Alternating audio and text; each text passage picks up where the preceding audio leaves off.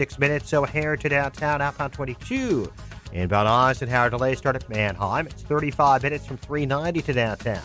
Inbound Stevenson, 37 minutes, 355 to Lakeshore Drive. Lakeshore Drive looks good. Northbound Tri-State, bit heavy approach to the Eisenhower. The other tollways are fine. That's traffic. I'm Jim Alamonte on AM 560, The Answer. Chicago's Morning Answer continues next in our 1 hour heating and air conditioning weather center. Partly sunny, breezy and mild, a high of 52. Partly cloudy, windy, a snow shower late, low 29. Currently 37. Next news coming up at 7. And Chicago's Morning Answer with Dan and Amy continues next on AM 560, The Answer. Listen to AM 560, The Answer, online at 560theanswer.com, on the AM 560 mobile app, on your Alexa-powered smart speaker, on TuneIn, iHeart, and radio.com. Let freedom ring this afternoon at 2 with Sean Hannity on AM 560, The Answer. Good morning, Dan and Amy, coming to you live from Gatto Industrial Platers on the west side of Chicago, part of our AM 560 Signature Bank Business Tour. Yes, they're still manufacturers in Chicago.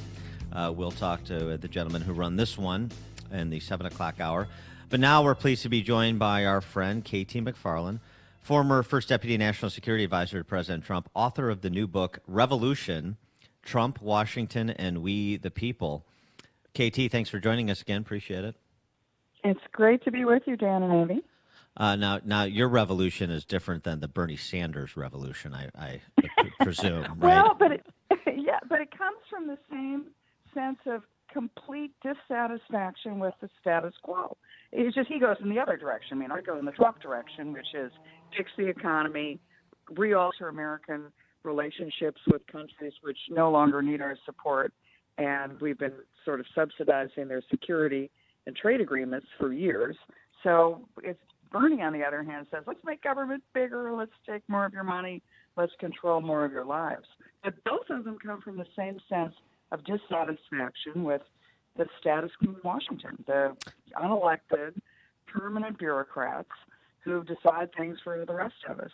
Bernie just wants more of them, and I think we should have a lot fewer of them. As we're in the midst of trying to combat the spread of the coronavirus, what are the sort of the geopolitical and national security lessons we should learn from the Chinese response to the coronavirus?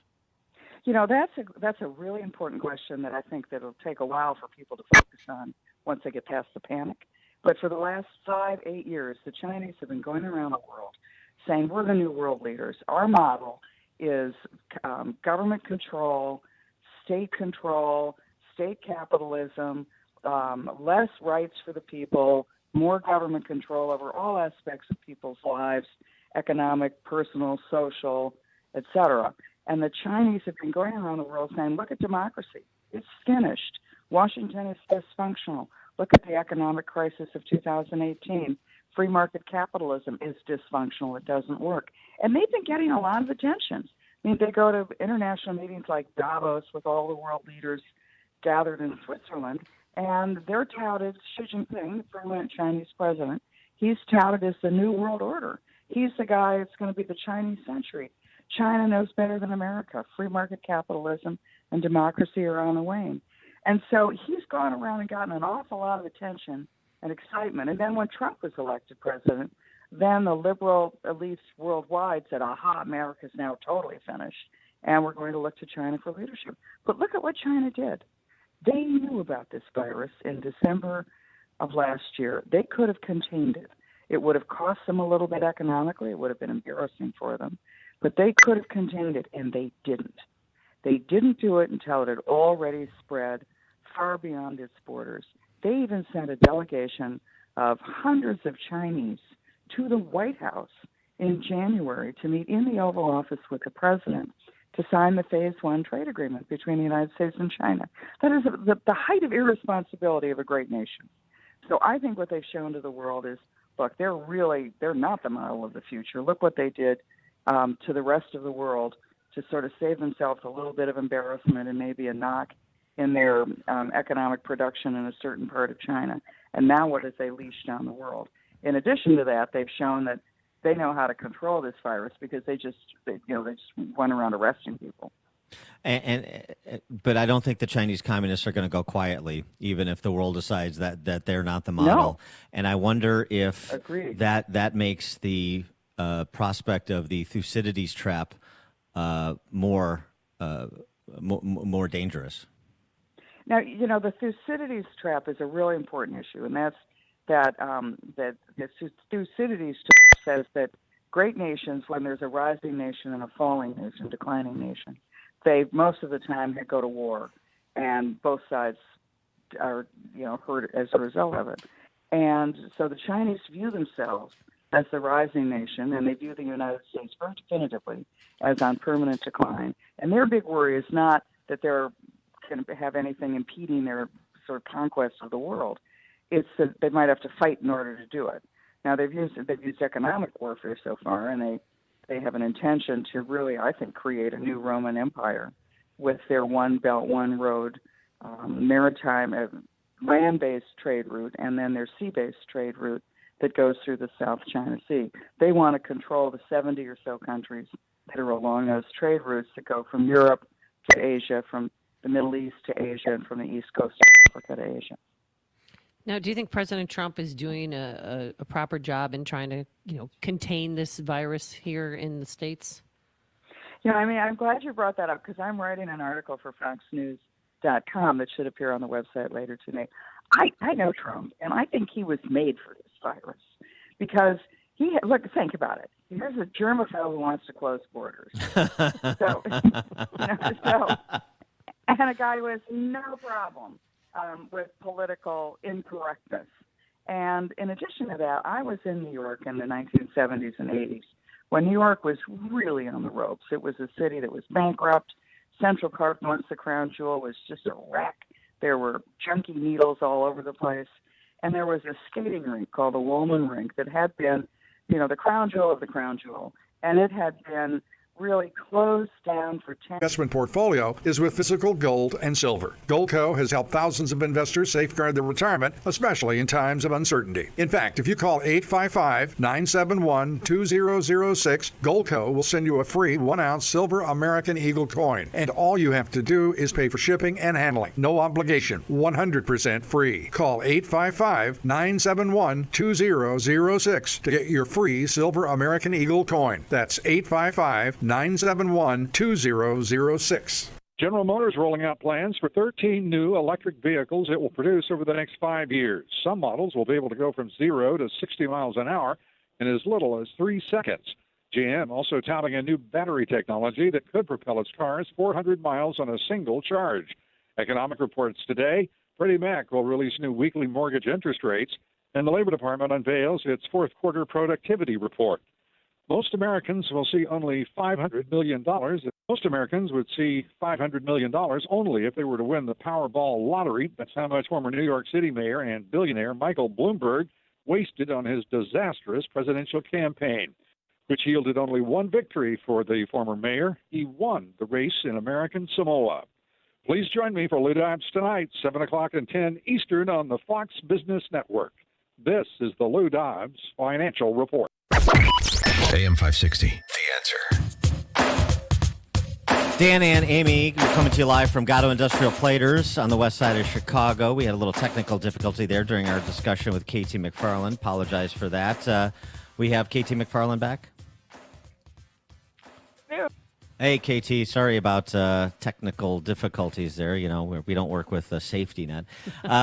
You were telling us about President Trump being the perfect president to combat the spread of the coronavirus, and but we're just starting to share a story that illustrates that. Why don't we pick up there?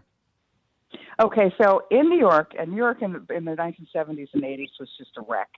Central Park, which was the jewel of Manhattan, was littered with junkies, needles, and it was just in great disrepair. And Woolman Rink, which is the historic ice skating rink, had been shut for a decade because the city couldn't figure out how to freeze the ice. And so Trump steps in. His office building looks over Central Park and looks at that Woolman Rink from his window. And he said, "I've had it. I'm sick of this. 10 years, you can't figure it out. Give me a year or so. I'll fix it. Just let me do it. I'll do it at my expense, and we're going to have ice skating back in New York. So he gets on the phone, and he calls the Toronto and the Montreal ice hockey teams, and said, "Hey, you guys have rinks. How do you freeze the ice? How do you keep the ice always frozen, even when it's not below below freezing temperatures?" And they said, "Oh, it's really easy. We have this new technology." And he said, "Well, could you do that in Central Park?" And they said, "Well, yeah, sure. We could." And he said, "Well, can somebody come down and show us how to do it, and like how long would it take to install?" I said, "Well, I could be there by the end of the week. It'll probably take you a couple weeks to install it and sort of change your system." So Trump said, "Done." He paid for it. It came in way under budget, and it was done within 6 months. And so now, as a result, Wollman Rink led the sort of revival of Central Park, which is now a beautiful place. The Wollman Rink is where every New York kid learns how to ice skate at a very low fee. I think $4 to get ice skates and on the ice.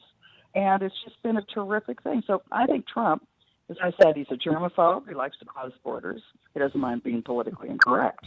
I think that as much as this is a crisis that's going to hurt America and the world and the American economy, I think I'd rather have Donald Trump as the leader than Bernie Sanders or Joe Biden or Hillary Clinton or all the other people who will just wring their hands for an awful long time. Yeah, there's a certain pragmatism to Trump that has appeal, particularly and the decisiveness that goes along with that pragmatism. He talked a little bit about that with Hannity last night, where they discussed the criticism he received early on for imposing travel restrictions, the knee-jerk reaction of, well, this is another example of Trump's xenophobia and fear of the other and stigmatizing the other and so on and so forth.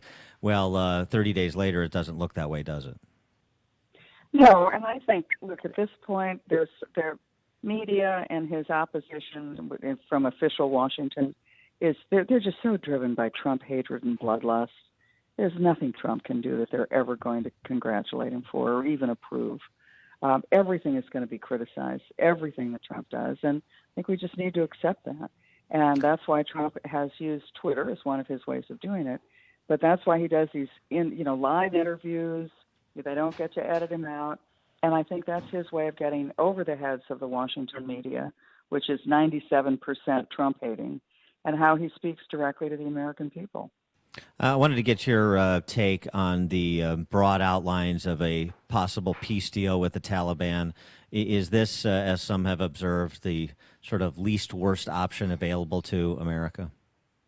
Yeah, I think that's true. And, I've been a long-time critic of America's over-involvement in the Middle East and spending, $4, $5 trillion by the time you add it all up between Afghanistan and Iraq and on wars that we couldn't win and that and American lives were lost, American families were destroyed as a result of this. And I've long thought that we missed the ball. We took our eye off the ball because we were so focused on nation building and creating democracies in the most backward countries in the world, which didn't want democracies, and that we took our eye off the real problem, which is the growing threat of China. So whatever deal we get in Afghanistan, fine. Whether it holds, fine. Doesn't matter. Let's just get out of there. We've done enough. We've offered democracy to these people on a platter, and they haven't wanted it. So time to leave. She is KT McFarland, former First Deputy National Security Advisor to President Trump, author of the new book, Revolution, Trump, Washington, and We the People. KT, thanks as always for joining us. Appreciate it. It's a pleasure, Dan, and also to you, Amy. Thanks, KT McFarland. And she joined us on our turnkey.pro answer line. Before you see it on TV, share it on Facebook, or read about it in the paper. Hear it here first. This is Chicago's Morning Answer on AM 560. The Answer. Are your windows needy? Call Crumweedy. Hi, it's Mike Gallagher. If you need windows, call the exterior experts, Crumweedy. Mark Olson and Greg Olson of Crumweedy run a third-generation family business that's been doing Chicagoland exteriors since 1953. For them, it's all about trust. They truly share your values. Why windows from Crumweedy? Crumweedy windows are not offered anywhere else in Chicagoland. They're exclusive. That's why they can offer a lifetime material and labor installation guarantee. Lifetime! That's a great investment for your home. Also, the vinyl windows are 100% virgin vinyl. You're getting quality. If your windows are needy, Call Crumweedy. Right now, for a limited time, get 50%, half off installation on windows, and get financing with no money down and no payments for a year. The best deal on